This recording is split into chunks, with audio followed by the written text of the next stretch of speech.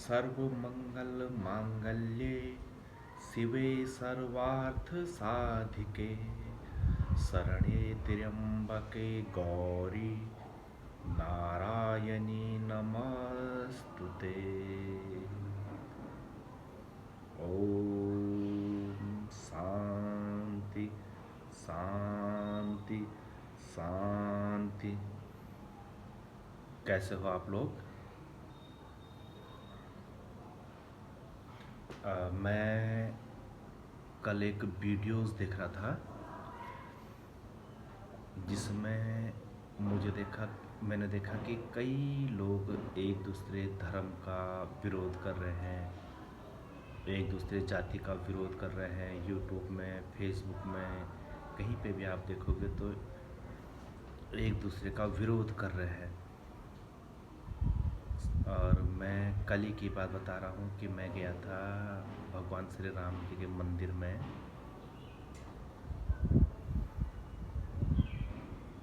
ये एक प्रकार का कोई ऐसा लगता है जैसे कोई राजनीतिक कार्य कार्य हुआ हो।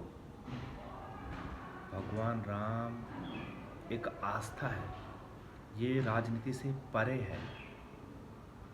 इसमें न बीजेपी, न कांग्रेस, न आम आदमी पार्टी, न फिर आपकी क्या बोलते हैं ये सपा, न बसपा, किसी की देन नहीं है। मैं सभी लोगों से अनुरोध करूंगा,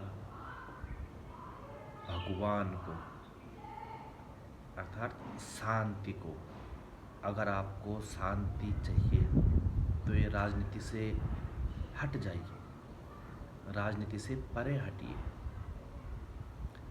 राजनीति केवल आपको भटकाती है। ये मत सोचिए कि ये बीजेपी के काल में बना हुआ है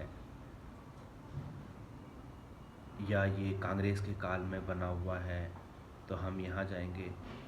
हट जाइए। अगर आपका नेता,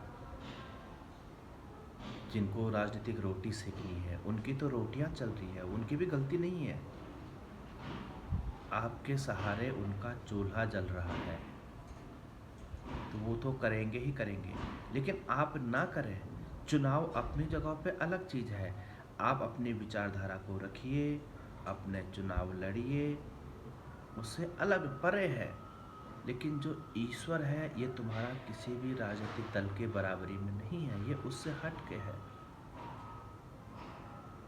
आप किसी भी दल के हों, राजनीति को दरकिनार कीजिए, अपने प्रभु के शरणों में आइए।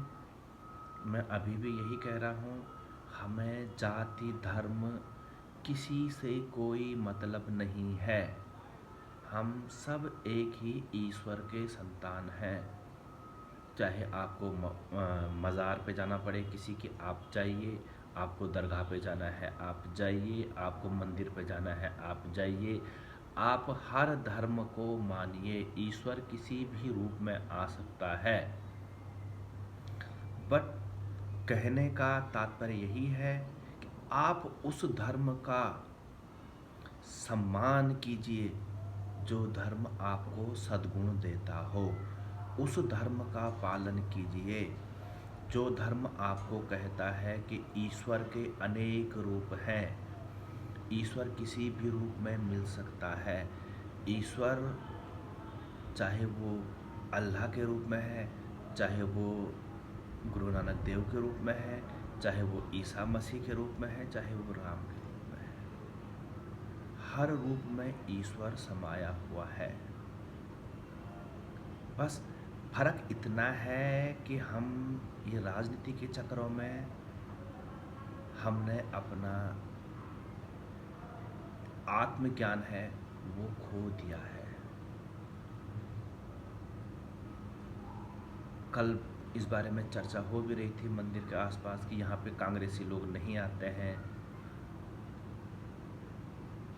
जो कांग्रेसी आते भी हैं तो वो कांग्रेसी नहीं हैं। उनको कहते हैं कि कांग्रेसी चमचे हैं, ये कहीं भी चले जाते हैं। लेकिन जो कट्टर कांग्रेसी होता है वो नहीं आता है, चाहे वो हिंदू ही क्यों ना हो। तो मैं अपने सभी भाइयों से अनुरोध करता हूँ, चाहे वो सपा का हो, चाहे वो कांग्रेस का हो, भगवान राजनीति से हट के है। राजनीति छोड़िए। चाहे मुसलमान मेरा विरोधी है या हिंदू मेरा विरोधी है, सिख मेरा विरोधी है, ईसाई मेरा विरोधी है, तो उस मस्जिद में प्रॉब्लम क्या है? क्या वो मस्जिद बोलती है? क्या उस मस्जिद ने कभी बोला है कि यहाँ कोई हिंदू नहीं आएगा? ये तो हमारे धर्म के लोग बोलते हैं। ये तो एक राजनीतिक पार्टियां बोलती हैं। क्या कभी किसी गुरुद्वारे ने कहा है चिल्ला करके कि यहाँ पे केवल सिख आएंगे या हिंदू आएंगे या कोई मुसलमान नहीं आ सकता है, कुछ नहीं आ सकता है?